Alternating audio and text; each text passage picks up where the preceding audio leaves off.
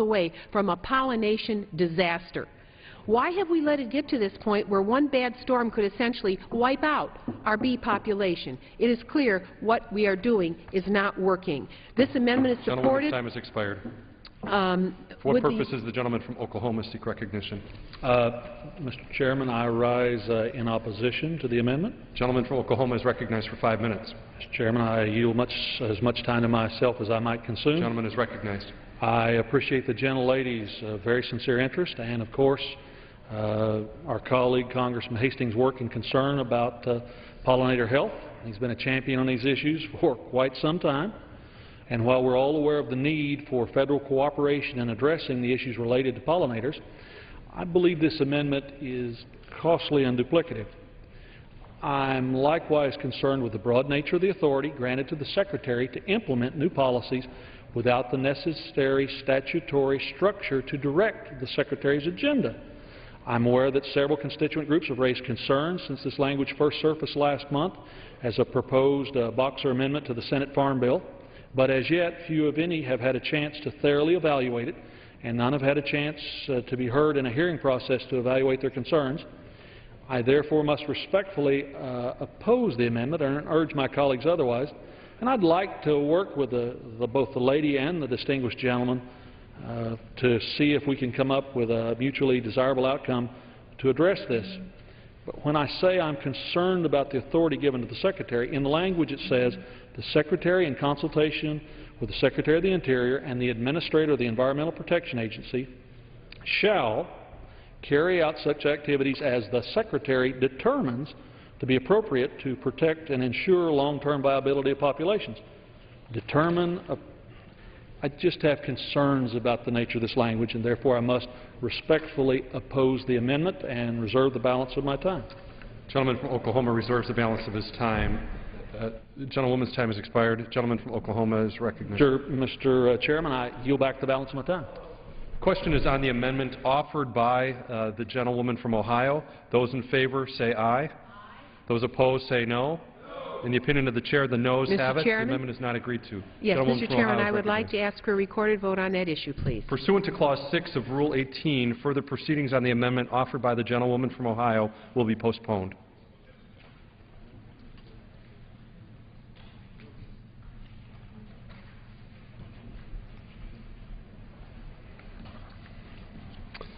It is now in order to consider Amendment Number 15, printed in Part B of House Report 113-117. For what purpose does the gentleman from California seek recognition? Mr. Chairman, I have an amendment at the desk. The clerk will designate the amendment. Part B, Amendment Number 15, printed in House Report Number 113-117, offered by Mr. Royce of California.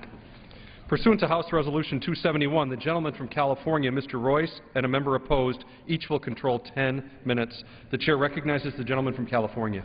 I yield myself 3 minutes. The gentleman is recognized for 3 minutes. Before beginning, I ask unanimous consent that the gentleman from New York, Mr. Ingle, be permitted to control 5 minutes of the debate time allocated to me. And is there objection? Without objection, so ordered. Thank you, Mr. Chairman. I appreciate the very hard work of Chairman Lucas, but there is one program in glaring need of reform. This bipartisan amendment will make our well-intentioned but grossly outdated international food aid programs more flexible, more efficient, far more effective, and under the system, the current system, which was designed 60 years ago, all of our food aid must be purchased in the U.S., and at least 50% has to be shipped on U.S.-flagged vessels. Yet today, 60 years later, food prices and U.S. agricultural exports have reached historic highs, and this makes this program of negligible value to the U.S. farm economy. Food aid purchases now account for less than 0.5% of net farm income. Businesses at the ports are booming. There are only a handful of U.S.-flagged ships. When asked how the proposed reforms would impact American farmers, the Secretary of Agriculture stated, "Far from ending a partnership between our nation's humanitarian and development mission and our world-class agricultural and food system, we are recommitting recommitting to the role that American agriculture plays in food security, and tapping into the ingenuity of American farmers and the powers of science and innovation to avoid future shortages and end global hunger. Mr. Chairman, these subsidies can no longer be justified. They only add to the cost of the program, and they delay by months the time that it takes for food aid to reach desperate disaster victims. The Royce-Engel Amendment would enact two common-sense reforms. First, the amendment would allow up to 45% food aid to be purchased closer to the crisis.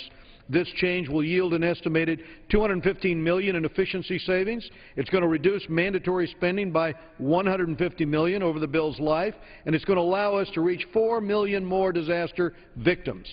Second, the amendment curtails a process called monetization, which the Government Accountability Office found is inefficient and disrupts local markets. In other words, it wastes money, it slows economic growth, and it harms those we are trying to help. In recent years, it has wasted $215 million.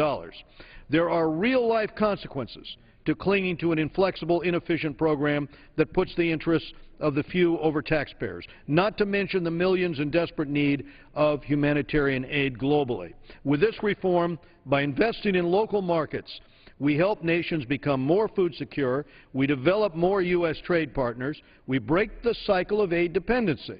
This amendment enjoys wide bipartisan support. Both the administration, this one, and the last administration have sought these changes. The amendment is supported by a long list of relief organizations. Mr. Chairman, the question is not why should we reform food aid, it is why we've waited so long. I reserve the balance of my time. The gentleman reserves the balance of his time. For what purpose does the gentleman from Oklahoma seek recognition? Mr. Chairman, I yield to the gentleman from the great state of Texas, Mr. Conaway, 1 minute. Does the gentleman from Oklahoma claim the time in opposition? Yes, Mr. Speaker, I rise in opposition to the amendment. The gentleman from Oklahoma is recognized for 10 minutes. Thank you, Mr. Chairman, and I yield to the gentleman from Texas 1 minute. Gentleman from Texas is recognized for 1 minute. Thank you, Mr. Chairman, and I appreciate the time. And I respectfully disagree with my good colleagues, both of whom are sincere in their efforts. I believe this amendment is wrong-headed. If it has been enacted last year, it would have placed $928 million in cash assistance into largely unstable regions of the world with no clear guidelines on how the money should be spent or tracked. We saw rampant waste of cash in in Iraq when we tried to use cash to further our means there. It's a whole lot harder to steal a 100-pound sack of rice with USA written on the side of it than it is to steal a sack of currency that would go. And so this program is meant to help folks in need of food. There's no better producer, no cheaper producer than the American farmer, and I respectfully disagree with my colleagues and would urge a no vote on the amendment. Now I yield back. Gentleman from Texas yields back. Gentleman from Oklahoma reserves. Gentleman from California is recognized. Who seeks recognition? Gentleman from New York. Thank you. Gentleman from New York is recognized for 5 minutes. Thank you, Mr. Chairman. I rise in strong support of the Royce-Engel Amendment to H.R. 1947, and let me say that I'm pleased to stand with the chairman of our Foreign Affairs Committee in a bipartisan amendment, which is common sense. Since 1954, the Food for Peace program has fed more than 1 billion people around the world and saved countless lives. This program embodies the compassion and generosity of the American people, and it's something of which we can all be proud. However, the world has changed in the 59 years since Food for Peace was enacted, and our food aid should be reformed to reflect the new realities. The biggest problem with our current food aid is that it takes too long to deliver. Food grown in the U.S., which makes up the vast majority of our assistance, takes an average of 130 days to deliver. By purchasing food closer to the recipient countries, we can cut the delivery time in half and in the process get food to starving people before it's too late. Food aid is also too expensive. Shipping and transportation costs account for half of the food aid budget. By purchasing food locally or providing vouchers, we can save hundreds of millions of dollars which can be used to feed more needy people. By passing our amendment, we can reach 4 million more people without spending an extra dime. Mr. Chairman, the easy thing to do is to do nothing on the issue of food aid reform, but the right thing to do to enact sensible reforms that save taxpayer money and, most importantly, save lives. I urge my colleagues to support this bipartisan, common-sense amendment, and I reserve the balance of my time. Gentleman reserves the balance of his time. The gentleman from Oklahoma is recognized. Thank you, Mr. Chairman. I yield to the gentleman from Arkansas, Mr. Crawford, 2 minutes. Gentleman from Arkansas is recognized for 2 minutes. I thank the chairman, and I would just like to respectfully oppose the gentleman's amendment. Mr. Chair, this amendment would dismantle one of the most effective diplomatic tools available to the United States. Food for Peace promotes the goodwill of the American people by providing American-grown food supplies to the poorest and most vulnerable populations in the world. This program has been in place for nearly 60 years and is the cornerstone of the United States diplomatic and humanitarian efforts. If there are any inefficiencies, as the sponsors of this amendment suggest, then USDA and USAID must be held accountable for them because they coordinate the program's implementation. I reject the idea that direct cash assistance in the form of local and regional purchase program, or LRP, is a better way to go because it will simply provide food vouchers used to buy foreign-sourced food. This sounds less like reform and more like a proposal to provide food stamps to the world. Instead of giving USAID free rein to spend cash however they see fit, Congress must recognize that Food for Peace allows our farmers to serve as ambassadors. And as you can see at the sign beside me, the first thing starving people see when they receive a bag of rice, and it likely came from Arkansas, is the stamp of the American flag. And we're concerned about what the contents of that bag has in it. That American flag means something, and we don't want to diminish the brand and the quality of the product contained in that bag. I urge my colleagues respectfully to reject this amendment. With that, I yield back. Gentleman from Arkansas yields back. Gentleman from California is recognized. The gentleman from California, Mr. Royce, is recognized. Reserved. Gentleman from Oklahoma. Mr. Chairman, I wish to yield to the gentleman from California, Mr. Garamendi. 2 minutes, please. Gentleman from California is recognized for 2 minutes. Mr. Chairman, my colleagues from California and New York are sincere, and like I think all 435 of us, possess a deep sense of humanity and the necessity for America to reach out in our best spirit to help those. This is the reality. This is a picture that my wife took in Eritrea a few years back. That's the American Food for Peace program. It is not broken. The American Food for Peace program is really about humanitarian, economic, and national security. It's extremely important. My wife and I have spent many years and many days in the famine camps around the world. This is the statement of America. It's not a check, and it's not cash, and it's not a credit card or a debit card. It's the delivery of food. The Food for Peace program really does work. It's not broken. It is not broken at all. Pre-positioning food overseas does work. When the Great Flood occurred in Pakistan just a couple of years ago, it was this program, the delivery of American food in sacks, that actually arrived before there was any local food that was purchased. The Food for Peace program is not broken. I agree for the need for flexibility, and we actually have it. We have the the International Disaster Assistance Program, which is in place and can be used, and it can be cash purchases. You don't need to change the Food for Peace program to deal with it. You pre-position food. You send American products, American food overseas. It is the very best way that we can help. And it turns out that in the Pakistan disaster, this program, the Food for Peace program, delivered food faster and better than the local programs because the local programs had totally broken down. And that will happen over and over.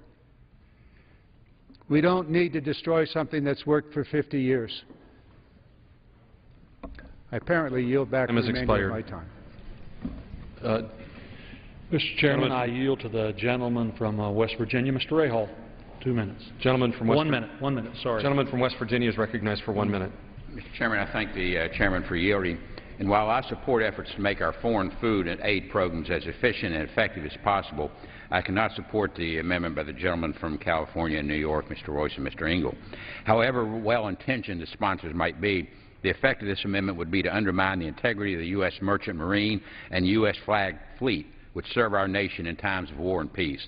The effect of this amendment would be to reduce the volume of U.S. government-impelled cargoes shipped overseas under the Food for Peace program. No one disputes that fact. However, many of the militarily useful vessels that provide this needed sea lift capacity for our military also participate in the food aid programs under cargo preference. For example, all 19 vessels owned by Marsic Line Limited and enrolled in the Marine Security Program also carry foreign food aid. And for that matter, the U.S. Mariners that serve on these vessels come from the same common pool that serves both needs. You cannot cut one without also harming the other. And once these jobs are gone, they are gone forever. Plain and simple, this amendment will mean fewer voyages for U.S. carriers and fewer jobs for our U.S. merchant seafarers at a time when our military is reducing its sea lift demand as it draws down its deployment in Afghanistan. I urge opposition to the amendment. For what purpose does the gentleman from California seek recognition? He's reserving. Gentleman from Oklahoma is recognized. I'm sorry, excuse me. The gentleman from New York is recognized. Yes. Thank you, Mr. Chairman. I yield 1 minute to the gentleman from New York, Mr. Meeks. Gentleman from New York is recognized for 1 minute. Thank you, Mr. Chairman. As an American, I am proud of that for 6 decades our great nation has been a leader in the global effort to fight hunger and malnutrition. I've seen for myself what we have been able to do helping Haiti and Pakistan, Sudan, Kyrgyzstan, Botswana, and so many more nations. Yet we can do better.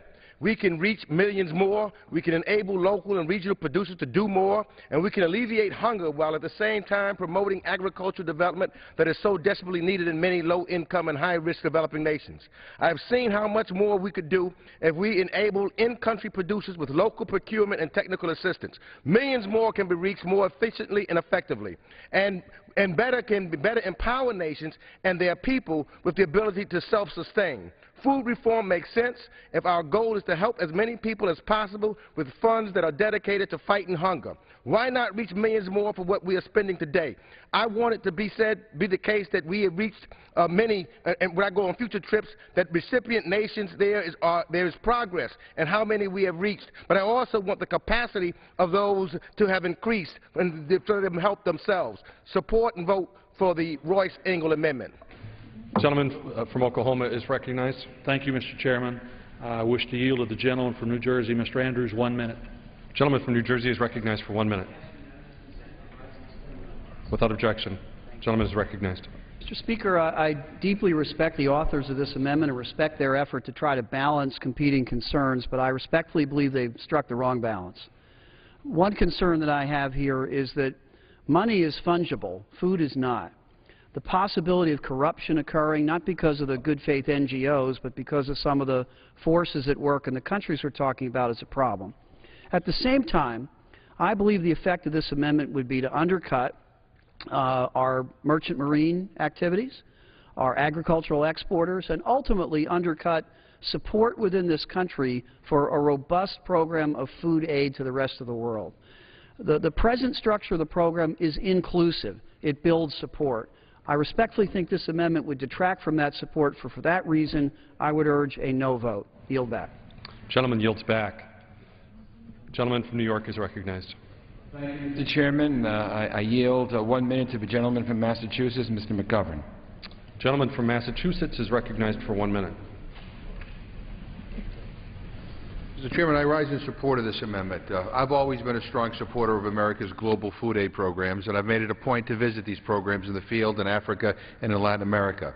After seeing firsthand these emergency response and development programs, one thing is clear to me. We need to do whatever works best for each situation. One size does not fit all. We should provide U.S. commodities and pre-position them in the field. Cash for local purchase, vouchers and fortified foods for children, and we need grants for projects that address chronic hunger. And that's exactly what the Royce-Engel Amendment does. It provides flexibility. It expands U.S. options on responding to crises. It reaches more people for the same amount of dollars, and it continues the engagement of U.S. producers and shippers in alleviating global hunger. Our food aid programs are designed to end hunger. We can do better. It's not all one way or the other. We should do what works. This amendment provides the flexibility. I urge my colleagues to support the Royce-Engel Amendment on food aid reform. Gentleman from Massachusetts yields back. Gentleman from Oklahoma is recognized. Mr. Chairman, I yield the gentleman, Mr. Cummings, 1 minute. Gentleman from Maryland is recognized for 1 minute. Mr. Chairman, I rise today to oppose the Royce-Engel Amendment. For nearly 6 decades, the Food for Peace program has used U.S. taxpayer funding to benefit those in need around the world, as well as U.S. agriculture and the United States Merchant Marine. This amendment would gut the program by allowing 45% of its funding to be sent as cash payments to foreign nations. As the former chairman of the Subcommittee on Coast Guard, I assure you that this would be devastating to the U.S. Merchant Marine and to the domestic sea lift capacity that moved 90% of the cargo supporting our military in Iraq and Afghanistan. Let me paint a picture. In 2012, just over 9,000 ships visited U.S. ports. Only approximately 100 of those vessels sailed under the United States flag. I emphasize these 100 vessels include militarily useful vessels that carry food aid. Policies such as the one embodied in this amendment will drive more vessels from the U.S. flag fleet, which exceeded 850 ships as recently as 1975. I urge a no vote. Gentleman's time has expired. Gentleman from New York is recognized. Thank you. I now Gentleman from New York has a minute and a half remaining. Okay. I yield 1 minute to the gentlewoman from California, the ranking member of the Africa Subcommittee of the House Foreign Affairs Committee, Ms. Bass. Gentlewoman from California is recognized for 1 minute. Mr. Speaker, this amendment modernizes and makes critical reforms to the U.S. Food for Peace program. While this amendment will feed millions more people, it importantly ends policies that have depressed local markets and in some instances hurt rather than helped those in need. In Africa, where we see food emergencies in the Sahel and the Horn of Africa, creating greater flexibility to purchase food commodities from local and regional farmers will strengthen local markets and ensure African nations are less reliant on U.S. foreign aid. Too often, we Americans see Africa as a land of crisis.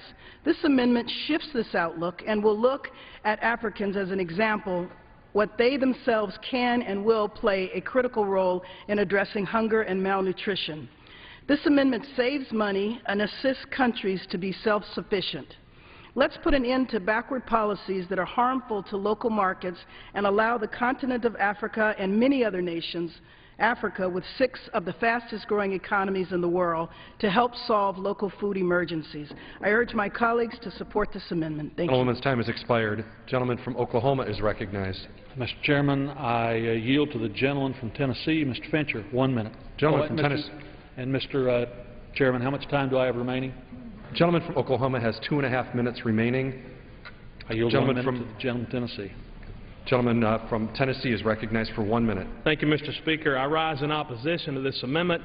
This amendment favors our foreign competitors over American-grown products, American-grown industries, and jobs filled by Americans. Unlike foreign aid programs, the Food for Peace program is America made through and through and is tied to approximately 44,000 American jobs in the agriculture, transportation, and maritime industries. An American is employed at every step in this process of the Food for Peace program. Americans grow the crops, the commodities are processed and packaged in the United States.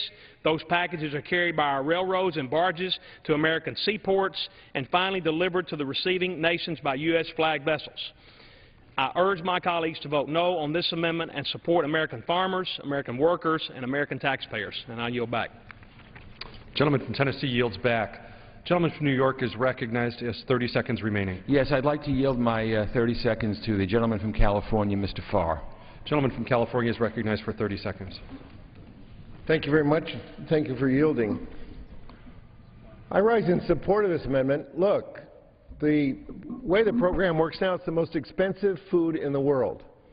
This keeps the buying American food, shipping it on American flagships. It preserves all of the American jobs, but it also frees up money to allow countries to learn how to fish, how to be able to go out and buy food and then also develop the markets. As a returned Peace Corps volunteer, this is a really smart investment. And for those fiscal conservatives here, this is a much better amendment than keeping status quo. I urge your support. Time has expired. Gentleman from Oklahoma is recognized. Mr. Chairman, I yield my remaining time to the gentleman from Texas, Mr. Green. I believe that's a minute and a half.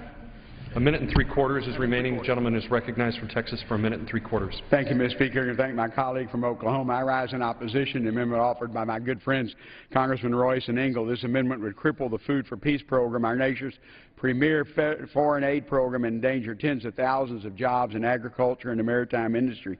Since 1954, Food for Peace has enabled the United States to play a leading role in responding to international food assistance needs and ensuring global food security, reaching more than 3 billion people in 150 countries. 2012 alone, the Food for Peace shipped millions of tons of American food abroad aboard dozens of U.S. flag and crewed ships. Food for Peace has always maintained a domestic merchant marine by ensuring a steady flow of American cargo shipped by Americans on U.S. flag ships. Unfortunately, many benefits from the Food for Peace program are being threatened by this amendment, which would redirect 45% of the program's budget to send direct cash payments overseas with little accountability, scant transparency, and no benefit to U.S. farmers and merchant marines. And I yield back my time. Gentleman from Texas yields back the balance of his time. Gentleman from California is recognized for 2 minutes. The gentleman, Mr. Speaker, has expressed concern about accountability. With all due respect, allow me to dispel a myth. We are not talking about sending bags of cash to foreign governments so they can spend it on whatever they want. No matter the form, U.S. food assistance is now and will continue to be subject to multiple levels of scrutiny and monitoring and evaluation. The Food for Peace program maintains strong accountability for funds.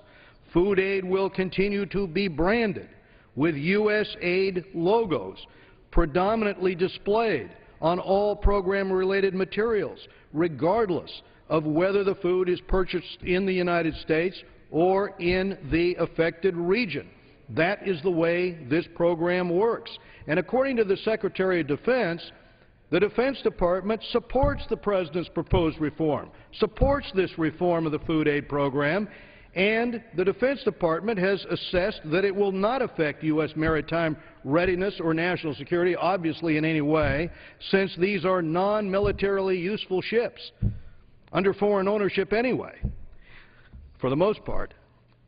Mr. Chairman, this is about fixing a broken system. Our food aid takes too long to arrive and costs too much to get there. A former top aid official told our committee last week that in fast onset famines such as Somalia and wars involving mass population displacements such as Darfur, he said, "I watched people die waiting for food aid to arrive." He wants a change so that the aid can be purchased right there, and during that first month when they're waiting for the ship to arrive, to feed those people before they starve to death. That's what's driving this amendment. In Syria, a shipment of U.S. food just arrived. Yes, it did. Yes, it did. 2 years after the onset of this. 2 years afterwards. It would have been helpful if we'd had a little bit of ability in the program to handle this on the ground.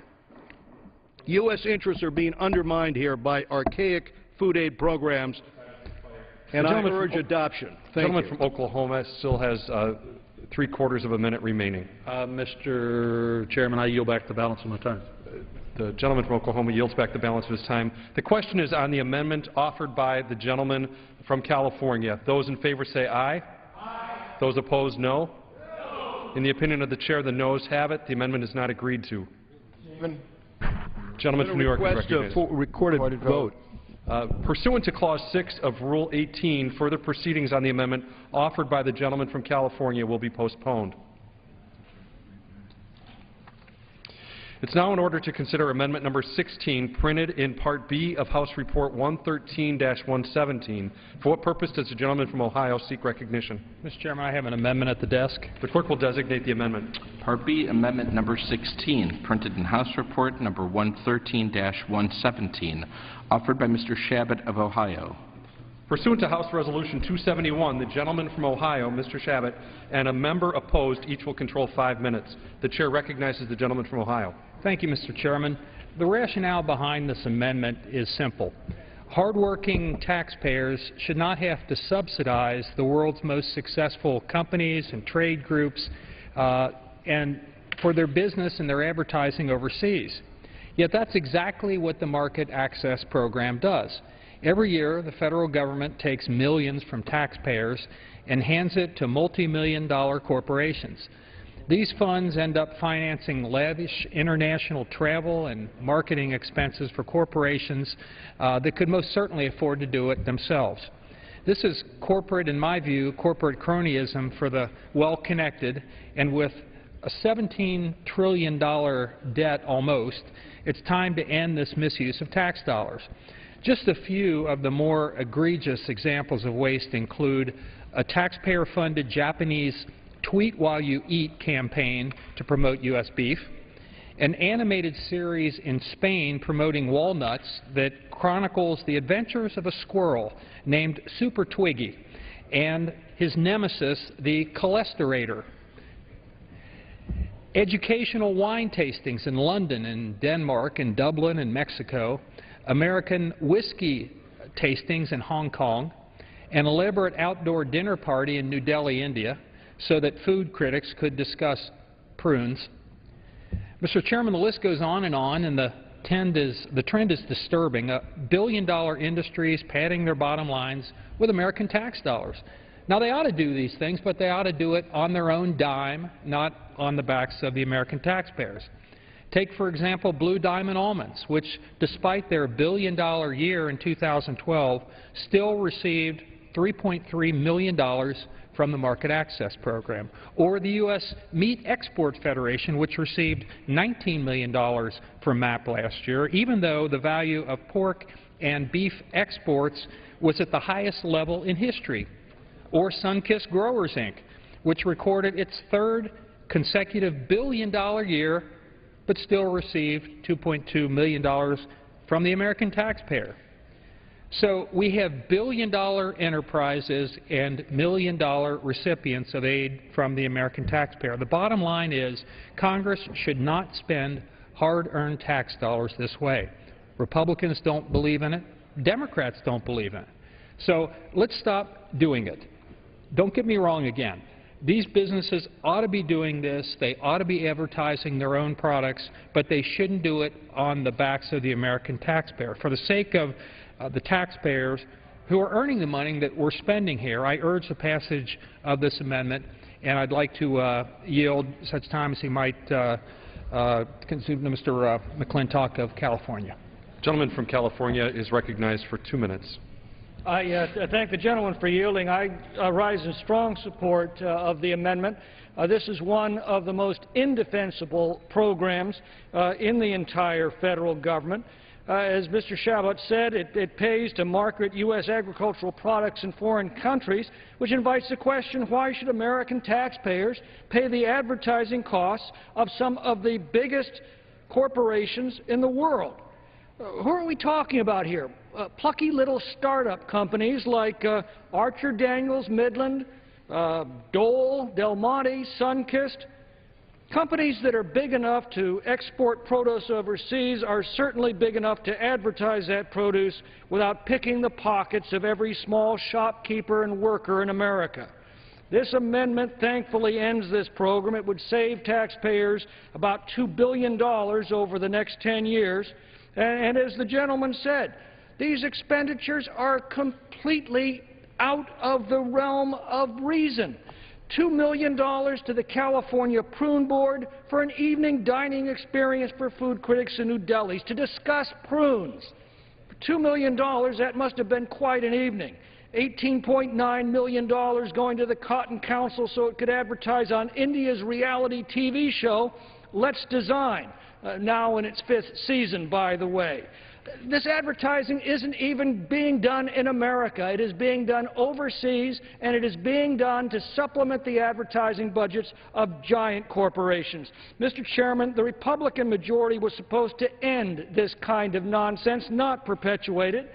I support this amendment, and I believe that it is a test of the determination and sincerity of the House majority in meeting its mandate to stop wasting people's money. I yield back. The gentleman from California yields back. For what purpose does the gentleman from Oklahoma seek recognition? Mr. Chairman, I rise in opposition to the amendment. Gentleman is recognized for 5 minutes. And Mr. Chairman, I yield to the gentleman, Mr. Barrow of Georgia, 1 minute. Gentleman from Georgia is recognized for 1 minute. Thank you, Mr. Chairman. I thank the Chair for the time.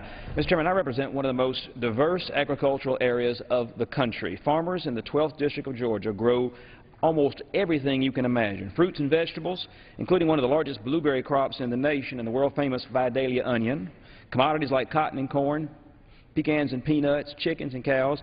Georgia is also home to one of the largest container ports in the country.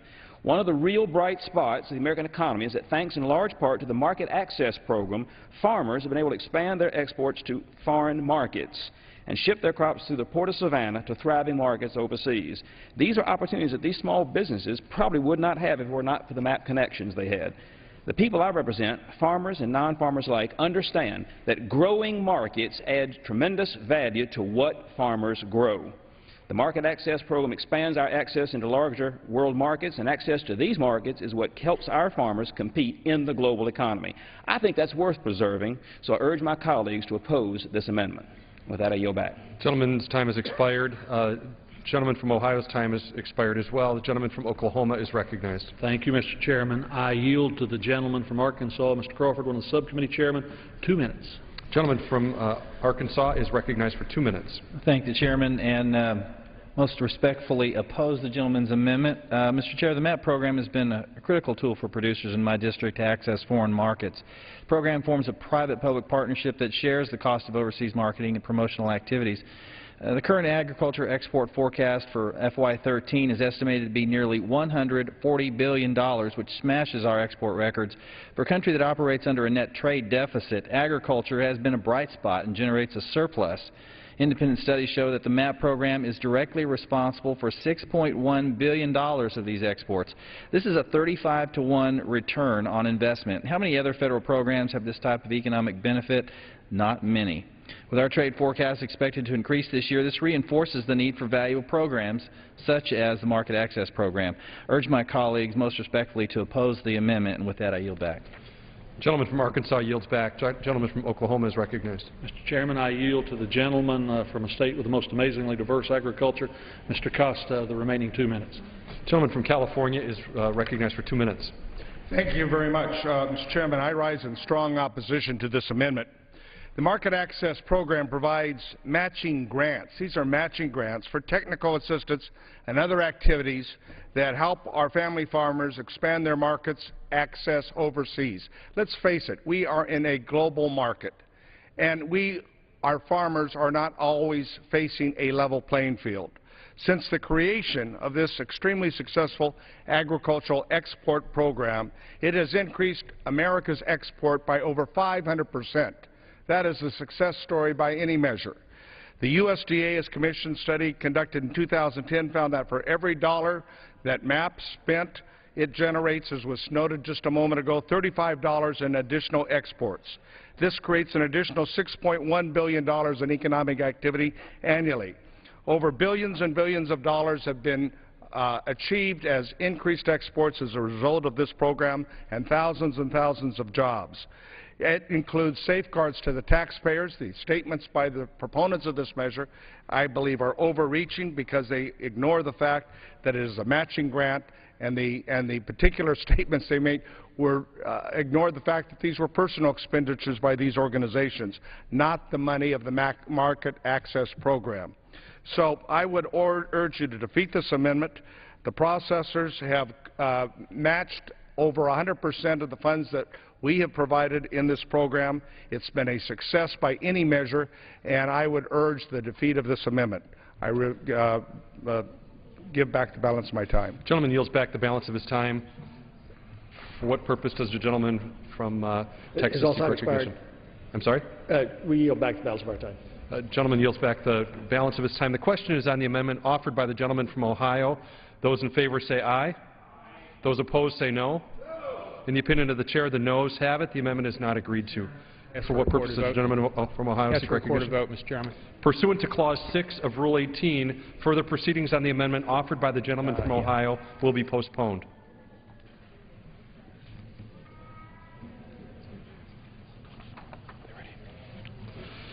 It is now in order to consider Amendment number 17, printed in Part B of House Report 113-117. For what purpose does the gentlewoman from Nevada seek recognition? I have an amendment at the desk, Mr. Chairman. The clerk will designate the amendment. Part B, Amendment number 17, printed in House Report number 113-117, offered by Ms. Titus of Nevada. Pursuant to House Resolution 271, the gentlewoman from Nevada, Ms. Titus, and a member opposed, each will control 5 minutes. The chair recognizes the gentlewoman from Nevada. Thank you, Mr. Chairman. I yield myself as much time as I may consume. Gentlewoman is recognized. Thank you, Mr. Chairman. First, I want to thank the leadership of the Rules and Agriculture Committees for making this amendment in order. Right here in the United States, the richest country in the world, 1 in 4 children is at risk of going hungry. Last year, 50.1 million Americans lived in food-insecure households, including 16.7 million children. In my home state of Nevada, 1 in 6 households struggles with food security, and 170,000 school children in southern Nevada go to school hungry, leaving them unprepared to learn. So you can see hunger is not some crisis that is just happening in remote, faraway lands. It's happening right here all across our own country, and we must address it. That's why I've offered this important amendment that would restore funding to USDA's Hunger-Free Communities Grant Program. This program has received wide bipartisan support and is included or was included without dissent in the Senate Farm Bill. The amendment is a common-sense proposal to ensure that children and their families have access to the nutritious food they need to survive and to thrive. It continues a grant program that includes assistance with food distribution, community outreach, and initiatives that improve access to food. The Hunger-Free Communities Grant Program has helped facilitate public-private partnerships across the country, from New York City to Ajo, Arizona. The grants enable local communities to root out the causes of hunger and build strategies to eliminate food insecurity. With the proposed cuts of $20.5 billion to the SNAP benefits, which I oppose, this amendment becomes even more important. It's morally unacceptable to allow children to go hungry in the wealthiest country in the world, so I would encourage my colleagues to support this amendment to ensure that our communities have the resources they need to tackle hunger at the local level and create healthy, hunger-free communities. Again, I thank Chairman Lucas and Ranking Member Peterson for their consideration of this amendment and reserve the balance of my time. The gentlewoman from Nevada reserves the balance of her time. For what purpose does the gentleman from Texas seek recognition? Thank you, Mr. Chairman. I rise in opposition and claim the time. The gentleman from Texas is recognized for 5 minutes. Thank you, Mr. Speaker. We all have deep concerns about hunger in America and hunger around the world, and every effort to abate that is worthy. However, I must oppose this amendment as one of our efforts at the committee over the last several years is to look for duplicative processes, duplicative programs to eliminate. Reducing those duplication in these agencies has been a major priority for the committee over the last 2.5 years, and we've held audits for implementing agencies, field hearings across the countryside, and hearings here in Washington to receive stakeholder input on the effectiveness and, more importantly, the inefficiencies of programs within our jurisdiction. While I support providing access to healthy foods for low-income communities, I believe that our base bill makes significant strides in addressing these concerns, both the inefficiencies as well as the effectiveness of the programs. What is even more concerning than authorizing this duplicative program is the offset that is used to pay for more government redundancy. Exports are vital to the U.S. agricultural economy. Nearly a third of our agricultural sales come from exports. In the last 25 years, the Market Access Program has proven to be highly successful in helping to boost U.S. agricultural exports, expanding jobs, and increasing rural income. The amount of money seeking is about $20 million a year over the 5-year program, total of $100 million.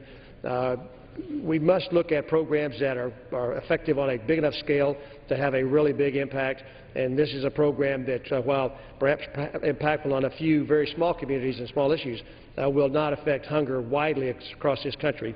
And I respectfully ask for a no vote on this amendment, and I reserve the balance of my time. The gentleman from Texas reserves the balance of his time. The gentlewoman from Nevada is recognized. I reserve the balance of my time. The gentlewoman from Nevada reserves the balance of her time. The gentleman from Texas is recognized. Thank you, Mr. Chairman. I'd like to yield 1 minute to the ranking member of the committee, Mr. Peterson. The gentleman from Minnesota is recognized for 1 minute. Thank the gentleman for yielding, and I too must reluctantly rise to oppose this amendment. You know, the Hunger-Free Community program is in the Senate bill, and I think there's wide support for this. The problem is what's happening here with this amendment is we're taking mandatory money from the market access program, which is an important program for you know, a lot of different reasons that were discussed just in the last amendment. And we're taking money from that program, which is in Title III, and moving it to this Hunger-Free Community program, which is in Title IV. And I just don't think that we want to be taking mandatory money and moving it between titles. So, you know, I think this is something we can consider when we get to the conference. It's in the Senate bill, but I encourage people to oppose this amendment at this time. Gentleman from Minnesota yields back. Gentleman from Texas reserves. Gentlewoman from Nevada is recognized. Mr. Chairman, I would just urge that my colleagues support this important amendment, and I'll yield back the balance of my time. Gentlewoman from Nevada yields back the balance of her time. Gentleman from Texas is recognized. We yield back the balance of our time as well. Gentleman from Texas yields back the balance of his time. The question is on the amendment offered by the gentlewoman from Nevada. Those in favor say aye. Those opposed say no. In the opinion of the chair, the noes have it. The amendment is not agreed to.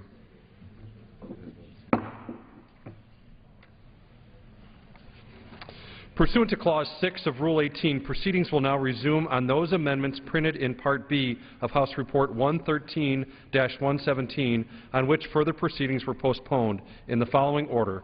Amendment number 1 by Mr. McGovern of Massachusetts. Amendment number 3 by Ms. Fox of North Carolina. Amendment number 5 by Mr. Brown of Georgia. Amendment number 8 by Mr. Blumenauer of Oregon. Amendment number 9 by Mr. Blumenauer of Oregon. Amendment number 14 by Ms. Capter of Ohio. Amendment number 15 by Mr. Royce of California. Amendment number 16 by Mr. Shabbat of Ohio.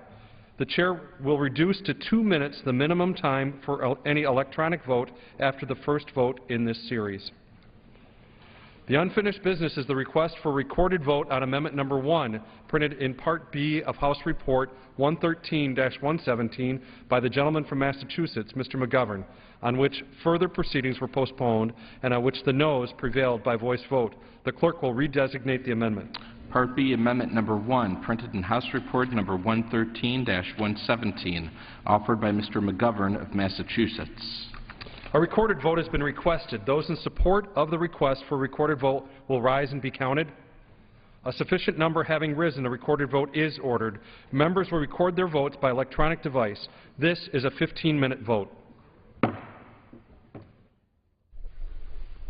This afternoon, the House has been debating amendments to the 5-year Farm Bill, setting nutrition, food, and farm policies and programs for the next 5 years. Under the rule, 103 amendments will be considered. They're breaking here to vote on 8 of them, starting with an amendment by Jim McGovern of Massachusetts and 71 Democratic co-sponsors, which would restore the $20.5 billion cuts in the Supplemental Nutrition Assistance Program, or SNAP, with offsetting reductions to other programs. This is a 15-minute vote, and all of the other remaining votes will be 2-minute votes, and it'll be a long evening of amendment votes, debate rather, and into tomorrow likely as well. For some background on the bill and some of the amendments ahead, we spoke to a Capitol Hill reporter. Joining us is Sarah Wyatt, who is editor and publisher of AgriPulse. What are House Republicans seeking to achieve with this 5-year reauthorization of the Farm Bill? Well, as you know, the Farm Bill is a very comprehensive and large document that covers a lot more than farming. It offers protection and risk management for not only the farmers across the United States, but also nutrition programs, conservation, research, rural development, credit. There's a large goal of getting a farm bill passed this year after they were unable to do so in 2012. How is the issue of the automatic spending cuts, the sequestration, handled in this bill? Well, the sequestration cuts are scored by the Congressional Budget Office as saving another $6 billion or so, but both the House and Senate Ag committees have gone far beyond that. The Senate bill saves 17 plus the 6 for a total of $24 billion, and the House bill is 33, and then CBO scores as an additional $6 billion, so almost $40 billion in savings. And that's why I think so many House members are excited about passage of a farm bill, because there aren't too many pieces of legislation that can go past the House floor and really offer this significant level of savings. We've already seen debate on amendments to cut food aid programs. What is the end result here in the House? What's that going to look like in terms of the food stamp or the SNAP program, as it's now called? That's probably the biggest debate, not only between the House and the Senate, because the Senate Farm Bill cuts $4 billion from the SNAP program, or commonly known as food stamps. The House bill goes much farther. It cuts about $20.5 billion.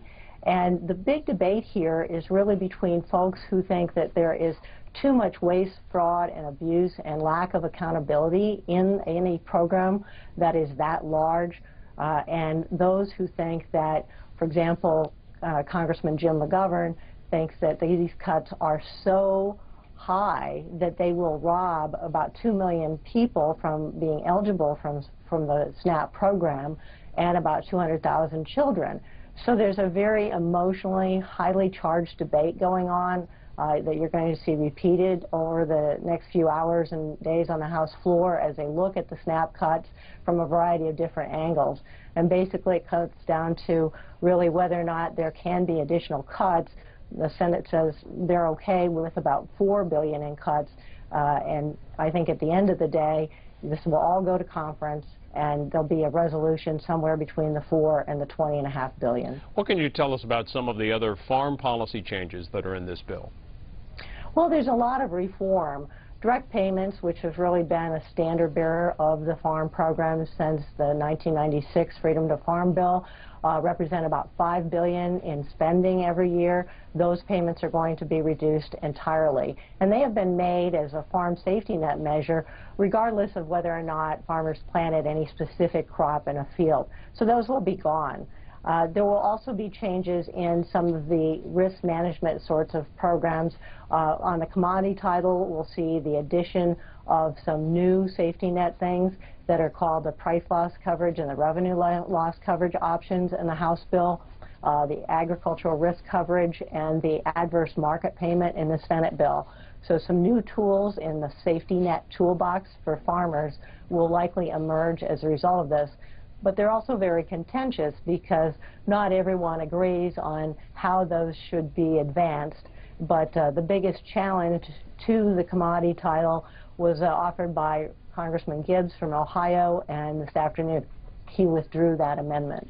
What about after the amendment debate gets through? How do you see the final votes stacking up? When and what does that look like? Well, I think that there was a lot more optimism last night when I was talking to different House members, because not only Speaker Boehner, as you know, has thrown his support behind final passage. Leader Cantor has signaled that he is also in favor of advancing the bill. And so there's probably a lot more political incentive for some of the members who might have been on the fence.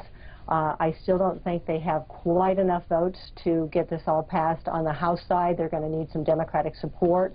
And last we checked, there were a few dozen Democrats that Colin Peterson, the ranking member, still felt very confident about bringing along in the final passage. Well, if this House bill wound up on the President's desk, would he sign it? We talked to Secretary Vilsack about that yesterday because there was a veto threat that was issued primarily over the high level of SNAP cuts that are included in the House version.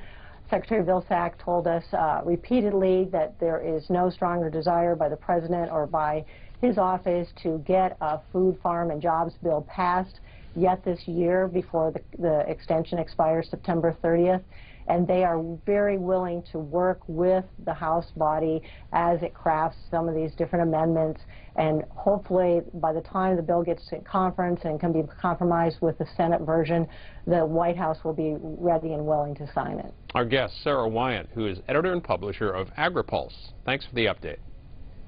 You're welcome. And the House is in its first series of roll call votes on amendments, 8 here, beginning with this one, Democratic amendment, which would restore the $20.5 billion in cuts to SNAP, the Supplemental Nutrition Assistance Program, with offsetting reductions to other programs. This is a 15-minute vote, and all of the remaining 7 amendment votes in this series of votes, anyway, will be 2-minute votes. Also in Washington today, the Senate continues its debate on immigration. You can follow that on C-SPAN 2 across town. The Federal Reserve wrapping up its Federal Open Market Committee meetings, and Chairman Bernanke, the Federal Reserve Chair, after those meetings wrapped up, held a news conference with reporters, during which he talked a great deal about unemployment rates and inflation. We're going to show you a portion of his comments while this first vote, this 15-minute vote, continues. Let me turn now to current policy issues. With unemployment still elevated and inflation below the committee's longer-run objective, the committee is continuing its highly accommodative policies. As you know, in normal times, the committee eases monetary policy by lowering the target for the short-term policy interest rate, the federal funds rate. However, the target range for the federal funds rate, currently at 0 to 1/4%, cannot meaningfully be reduced further. Thus, we are providing policy accommodation through 2 alternative methods. First, by communicating to the public the committee's plans for setting the federal funds rate target over the medium term, and second, by purchasing and holding Treasury securities and agency mortgage-backed securities. Let me discuss a few key points regarding each of these 2 policy tools. First, today the committee reaffirmed its expectation that the current exceptionally low range for the funds rate will be appropriate at least as long as the unemployment rate remains above 6.5%, so long as inflation and inflation expectations remain well behaved in the census described in the FOMC statement. As I've noted frequently, the phrase "at least as long" in the committee's interest rate guidance is important. The economic conditions we have set out as preceding any future rate increase are thresholds, not triggers. For example, assuming that inflation is near our objective at that time, as expected, a decline in the unemployment rate to 6.5% would not lead automatically to an increase in the federal funds rate target, but rather would indicate only that it was appropriate for the committee to consider whether the broader economic outlook justified such an increase. All else equal, the more subdued the outlook for inflation at that time, the more patient the committee would likely be in making that assessment.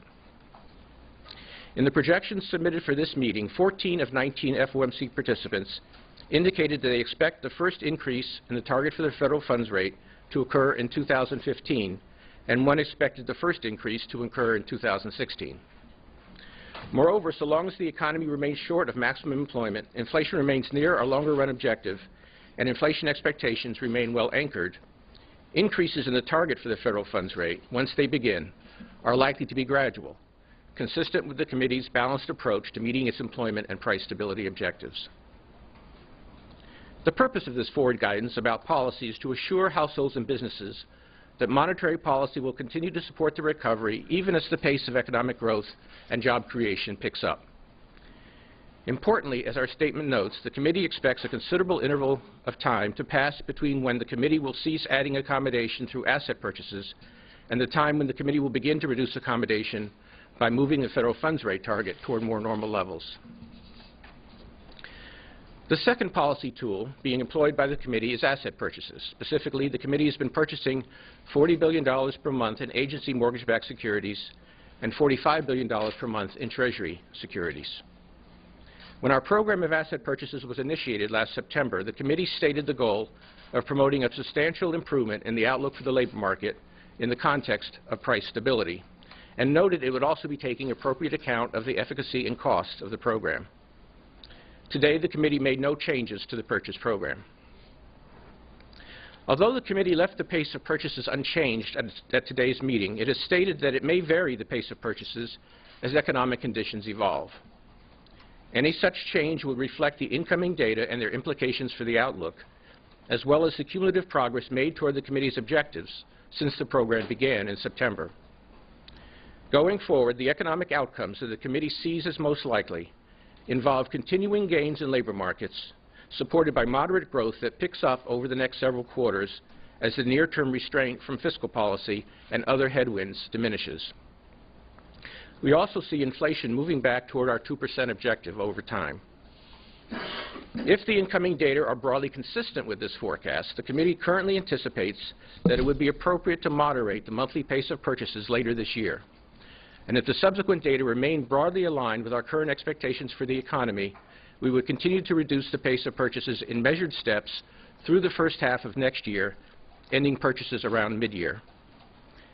In this scenario, when asset purchases ultimately come to an end, the unemployment rate would likely be in the vicinity of 7%, with solid economic growth supporting further job gains, a substantial improvement from the 8.1% unemployment rate that prevailed when the committee announced this program. I would like to emphasize once more the point that our policy is in no way predetermined and will depend on the incoming data and the evolution of the outlook, as well as on the cumulative progress toward our objectives. If conditions improve faster than expected, the pace of asset purchases could be reduced somewhat more quickly. If the outlook becomes less favorable, on the other hand, or if financial conditions are judged to be inconsistent with further progress in the labor markets, reductions in the pace of purchases could be delayed. Indeed, should it be needed, the committee would be prepared to employ all of its tools, including an increase in the pace of purchases for a time, to promote a return to maximum employment in a context of price stability. It's also worth noting here that even if a modest reduction in the pace of asset purchases occurs, we would not be shrinking the Federal Reserve's portfolio of securities, but only slowing the pace at which we are adding to the portfolio, while continuing to reinvest principal payments and proceeds from maturing holdings as well. These large and growing holdings will continue to put downward pressure on longer-term interest rates. To use the analogy of driving an automobile, any slowing in the pace of purchases will be akin to letting up a bit on the gas pedal as the car picks up speed, not to beginning to apply the brakes. I will close by drawing again the important distinction between the committee's decisions about adjusting the pace of asset purchases and its forward guidance regarding the target for the federal funds rate. As I mentioned, the current level of the federal funds rate target is likely to remain appropriate for a considerable period after asset purchases are concluded. To return to the driving analogy, if the incoming data support the view that the economy is able to sustain a reasonable cruising speed, we will ease the pressure on the accelerator by gradually reducing the pace of purchases.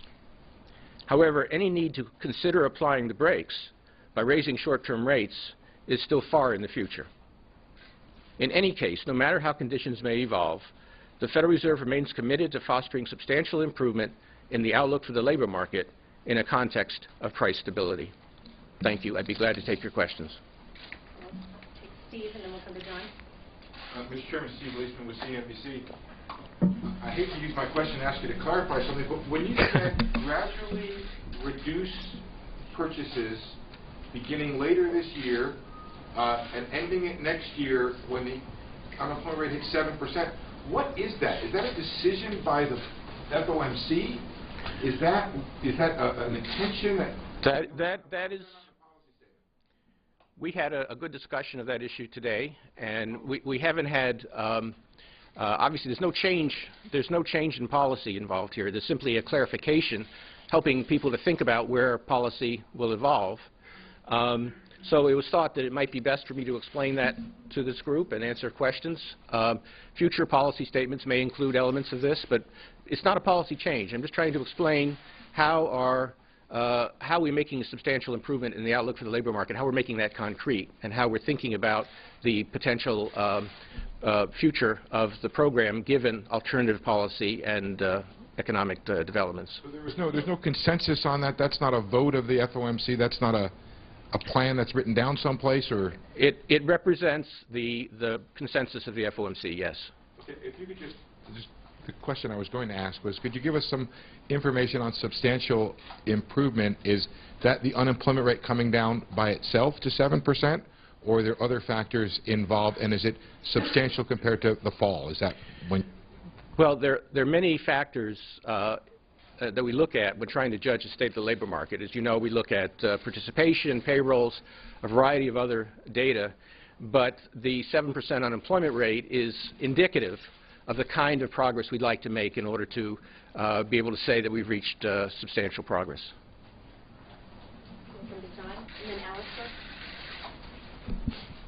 John Hilsternot from the Wall Street Journal. Mr. Chairman, there's an undercurrent of optimism in your forecasts and your statement and the policy statement today. For instance, the unemployment rate forecast comes down to 6.5 to 6.8% next year. It's the case that the Fed has overestimated the economy's growth rate very often in the past during this recovery. So, and we've gone through a period in the first half of the year with pretty subdued growth. So I would like to hear you explain where this optimism comes from and how confident you are that these expectations are going to be met. Well, the fundamentals look a little better to us. In particular, the housing sector, which has been a drag on growth since the crisis, is now obviously a support to growth. It's not only creating construction jobs, but as house prices rise, increased household wealth, supports consumption spending, consumer sentiment. State and local governments, who have been a major drag, are now coming to a position where they no longer have to lay off large numbers of workers. Generally speaking, financial conditions are improving. The main drag or the main headwind to growth this year is, as you know, is the federal fiscal policy, which the CBO estimates is something on the order of 1.5 percentage points of growth. And our judgment is that, given that very heavy headwind, the fact that the economy is still moving ahead at least a moderate pace is indicative that the underlying factors are improving. And so we'll see how that evolves. Well, obviously, we haven't seen the full effect yet of the fiscal policy changes. We'll want to see how that evolves as we get through that fiscal impact. But we're hopeful, as you can see from the individual projections, and again, these are individual projections, not an official forecast of the committee. We'll be obviously very interested to see if the economy does pick up a bit and continue to reduce unemployment as we anticipate. I think one thing that's very important for me to say is that if you draw the conclusion that I've just said that our policies, that our purchases will end in the middle of next year, you've drawn the wrong conclusion, because our purchases are tied to what happens in the economy. And if the Federal Reserve makes the same error and we overestimate what's happening, then our policies will adjust to that. We are not, we have no deterministic or fixed plan. Rather, our policies are going to depend on this scenario coming true. If it doesn't come true, we'll adjust our policies to that. We'll go to Alistair and then Robin. Alistair Wolf from Reuters. Thank you, Mr. Chairman. Financial conditions have tightened in the last few weeks, and bond yields have gone up, and they've gone up again today. Why do you think that is? And could you talk a little bit about whether that rise in bond yields and longer-term interest rates could affect your economic outlook, and particularly given that mortgage rates are now back up above 4%, if that could affect the recovery underway in the housing market? No, it's a good question. Yes, rates have come up some. That's in part due to more optimism, I think, about the economy. It's in part due to perceptions of the Federal Reserve. The forecast, the projections that our participants submitted for this meeting, of course, were done in the last few days, so they were done with full knowledge of what had happened to financial conditions. Rates have tightened some, but other factors have been more positive, increasing house prices, for example. I think as far as the housing market is concerned, we're going to want to watch that, but one important difference now is that people are more optimistic about housing. They expect house prices to continue to rise, and we see that, for example, in the survey question in the Michigan survey, and that compensates to some extent for a slightly higher mortgage rate. And in fact, in terms of monthly payments on an average house, the change in mortgage rates we've seen so far is not all that dramatic. So yes, our forecasts, our projections do factor that in, and if interest rates go up for the right reasons, that is both optimism about the economy and an accurate assessment of monetary policy, that's a good thing. That's not a bad thing. Robin. Robin Harding from the Financial Times. Mr. Chairman, you've always argued that it's the stock of assets that the Federal Reserve holds which affects long-term interest rates. How do you reconcile that with the very sharp rise in real interest rates that we've seen in recent weeks? And do you think the market is correctly interpreting what you think is most likely to be the future path of the Federal Reserve stock of assets? Thank you. Well, we were a little puzzled by that.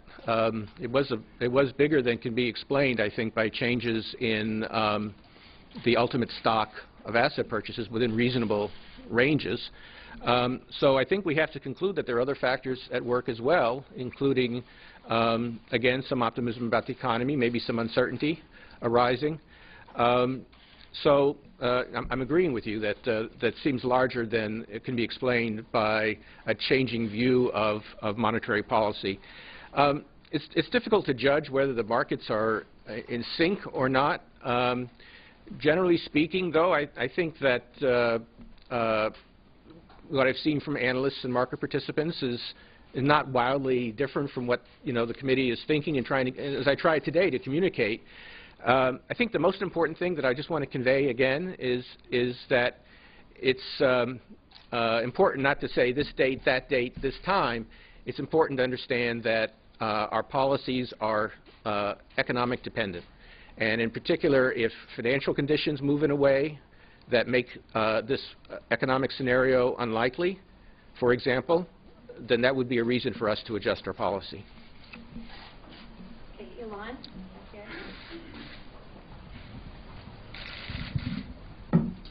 Thanks, Elon Mui, Washington Post. On Monday, President Obama said in an interview that he believed that you had stayed in your position as chairman for longer than you wanted to and maybe longer than you were supposed to. Do you agree with that assessment of your term? And can you update us on any conversations you've had with him about your future? Well, Elon, we just spent 2 days working on monetary policy issues, and I would like to keep the debate, discussion, questions here on policy. I don't have anything for you on my personal plans.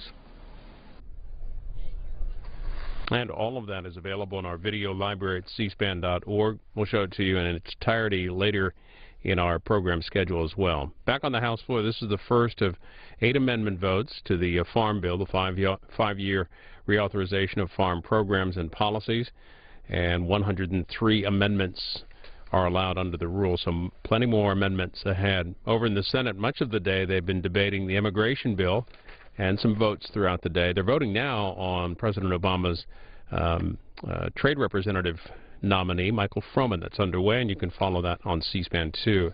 The president's on his way back from Berlin and from his stop at the G8 summit in Northern Ireland. Speaking earlier today, he held a news conference with Chancellor Merkel, also spoke at the Brandenburg Gate, and those too are available online at cspan.org.